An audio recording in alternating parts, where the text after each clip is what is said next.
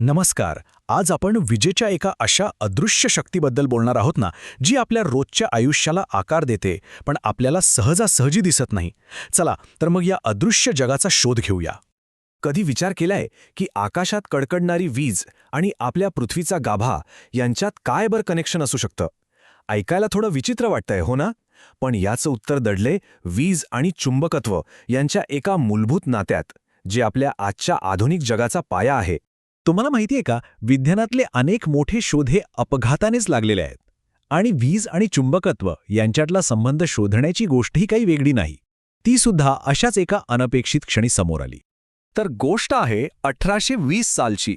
Hans Christian Oersted नावाचे एक शास्त्रज्ञ एका लेक्चर दरम्यान त्यांच्या लक्षात आलं की जेव्हा एका तारेमधून करंट जातो तेव्हा जवळ ठेवलेली कंपासची सुई हलते. आता बघा, हा किती साधा योगायोग होता, पण याच एका छोट्याशा घटनेमुळे इलेक्ट्रोमॅग्नेटिझम म्हणजेच विद्युत चुंबकत्व नावाच्या विज्ञानाच्या एका नव्या शाखेचा जन्म झाला. आणि विचार करा, आज आपण जे रेडिओ, टीव्ही किंवा अगदी फायबर ऑप्टिक्स वापरतो त्या सगळ्याचा पाया हा तोच एक अपघात होता. ठीक आहे. तर होस्टेड यांनी हे तर सिद्ध केलं की करंटमुळे एक मॅग्नेटिक फोर्स तयार होतो. पण मग पुढचा प्रश्न येतो की या अदृश्य शक्तीला आपण बघणार कसं, तिचं स्वरूप कसं समजून घेणार?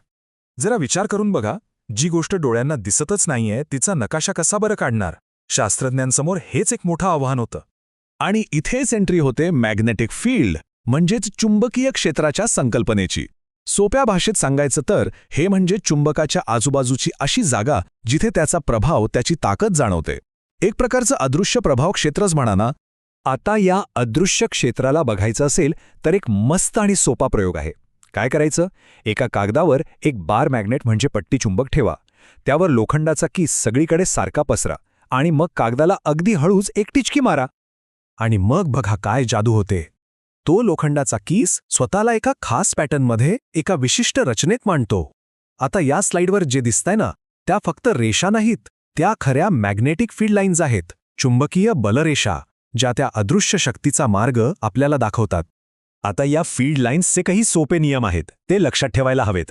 पहिलं म्हणजे त्या नेहमी नॉर्थ पोलमधून बाहेर पडतात आणि साऊथ पोलमध्ये विलीन होतात. दुसरं, चुंबकाच्या आत मात्र त्या साऊथकडून नॉर्थकडे जातात आणि असं करून एक पूर्ण बंद लूप तयार करतात. तिसरं, जिथे या लाईन्स जवळजवळ म्हणजे दाट असतात ना, तिथे चुंबकीय क्षेत्र जास्त स्ट्रॉंग असतं. आणि सगळ्यात महत्त्वाचा नियम, दोन बलरेषा एकमेकांना कधीही छेदत नाहीत. बरं, तर आपण हे तर बघितलं की एका सामान्य चुंबकाभोवती चुंबकीय क्षेत्र कसं असतं. पण तारेतून करंट जाताना जे मॅग्नेटिक फील्ड तयार होतं ते कसं दिसत असेल? तारेचा आकार बदलला तर ते क्षेत्रही बदलेल का? चला बघूया. समजा एक सरळ तार आहे आणि त्यातून वीज वाहते, तर तिच्या भोवती जे मॅग्नेटिक फील्ड तयार होतं ते एकावर एक अशा वर्तुळांच्या स्वरूपात असतं, जसं आपण इथे बघू शकतो. तारेच्या अगदी जवळ ही वर्तुळं लहान आणि दाट असतात आणि जसजसं आपण तारेपासून दूर जाऊ तसतशी ती मोठी आणि विरळ होत जातात. ओके, मग आता पुढचा प्रश्न. जर आपण याच सरळ तारेला वाकवलं आणि त्याचा एक गोल लूप बनवला तर काय होईल? इथे एक इंटरेस्टिंग गोष्ट घडते. त्या लूपच्या प्रत्येक छोट्या भागातून ज्या मॅग्नेटिक फील्ड लाईन्स निघतात त्या सगळ्या त्या लूपच्या मध्यभागी एकत्र येतात, म्हणजे त्यांची ताकद एकत्र येते. आणि त्यामुळे बरोबर सेंटरला एक खूप मजबूत आणि सरळ असं चुंबकीय क्षेत्र तयार होतं. आणि मग विचार करा, जर आपण एका लूपऐवजी असे अनेक लूप्स एकावर एक जोडले तर? स्वाभाविकच आहे, ही शक्ती कित्येक पटींनी वाढेल, बरोबर? आणि या खास रचनेला एक नाव आहे. या रचनेला म्हणतात सॉलेनॉइड. सॉलेनॉइड म्हणजे दुसरा तिसरं काही नाही तर इन्सुलेटेड तांब्याच्या तारेचे एका दंडगोलाच्या आकारावर जवळजवळ गुंडाळलेले अनेक वेढे.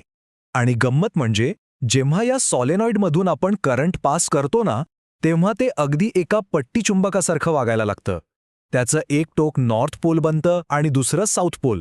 याचा अर्थ काय? तर आपण फक्त वीज वापरून एक तात्पुरता पण शक्तिशाली चुंबक तयार करू शकतो. चला, आपण मॅग्नेटिक फील्डचा आकार तर पाहिला, पण त्याची दिशा कशी ओळखायची? कारण ही दिशाच ठरवते की पुढे काय होणार आहे आणि ती खूप महत्त्वाची आहे. यासाठी एक एकदम सोपी ट्रिक आहे, त्याला म्हणतात राईट हँड थंब रूल किंवा उजव्या हाताच्या अंगठ्याचा नियम. कल्पना करा की तुम्ही ती करंट वाहणारी तार तुमच्या उजव्या हातात पकडली आहे. तुमचा अंगठा जर करंटच्या दिशेने असेल तर तुमची बाकीची बोटं तारेभोवती ज्या दिशेने वळतात तीच असते चुंबकीय क्षेत्राची दिशा. आहे की नाही सोपं? आत्तापर्यंत आपण काय पाहिलं की वीज चुंबकत्व निर्माण करते, बरोबर? पण ह्या सगळ्या कथेचा खरा क्लायमॅक्स, खरा ट्विस्ट तर आत्ता येणार आहे, जिथे हे चुंबकीय क्षेत्र एका प्रत्यक्ष शक्तीमध्ये म्हणजे गतीमध्ये, मोशनमध्ये बदलतं. एक साधा विचार करा, जर तारेतल्या करंटमुळे तयार झालेले मॅग्नेटिक फील्ड कंपासच्या सुईला म्हणजे एका छोट्या चुंबकाला ढकलू शकतं, तर न्यूटनचा तिसरा नियम काय सांगतो? प्रत्येक क्रियेला समान आणि विरुद्ध प्रतिक्रिया असते. म्हणजे त्या चुंबकाचं फील्डसुद्धा त्या तारेला तितक्याच ताकदीने उलट दिशेने ढकलणारच हो ना? आणि याचं अगदी उत्तम उदाहरण म्हणजे ॲल्युमिनियम रॉडचा प्रयोग. इथे बघा, जेव्हा करंट एका दिशेने म्हणजे बी पासून ए कडे जातो तेव्हा तो दांडा डावीकडे सरकतो, आणि जशी आपण करंटची दिशा उलट करतो ए पासून बी कडे, तसा तो दांडा उजवीकडे सरकतो. यावरून हे अगदी स्पष्ट होतं की करंटची दिशा आणि चुंबकीय क्षेत्र यांच्यामुळे एक प्रत्यक्ष शक्ती निर्माण होते. आता ही शक्ती नेमकी कोणत्या दिशेला लागेल हे समजून घेण्यासाठी आहे फ्लेमिंगचा डाव्या हाताचा नियम. हा खूप महत्वाचा नियम आहे. यात काय करायचं? तुमची तर्जनी, मधलं बोट आणि अंगठा एकमेकांना काटकोनात ठेवा. जर तर्जनी म्हणजे फोरफिंगर मॅग्नेटिक फील्डची दिशा दाखवते, मधलं बोट करंटची दिशा दाखवते, तर तुमचा अंगठा त्या तारेवर लागणाऱ्या फोर्सची म्हणजेच मोशनची दिशा दाखवतो. आणि याच एका साध्या नियमावर आपल्या घरातला पंखा, मिक्सर पासून ते मोठमोठ्या इंडस्ट्रीमधल्या मोटर्सपर्यंत सगळं काही चालतं. तर आज आपण एका अशा अदृश्य जगाचा प्रवास केला जो आपल्या डोळ्यांना दिसत नाही, पण आपल्या आयुष्यावर त्याचा खूप मोठा प्रभाव आहे. आपण पाहिलं की कशी विजेची एक साधी तार आपल्या आजूबाजूला एक शक्तिशाली चुंबकीय क्षेत्र निर्माण करते आणि त्यातून चक्क गती निर्माण होते. ठीक आहे, आपण हे तर बघितलं की विजेमुळे चुंबकत्व तयार होतं, पण याचं उलटं शक्य आहे का? म्हणजे चुंबकाचा वापर करून वीज निर्माण करता येऊ शकते का? जरा विचार करा यावर.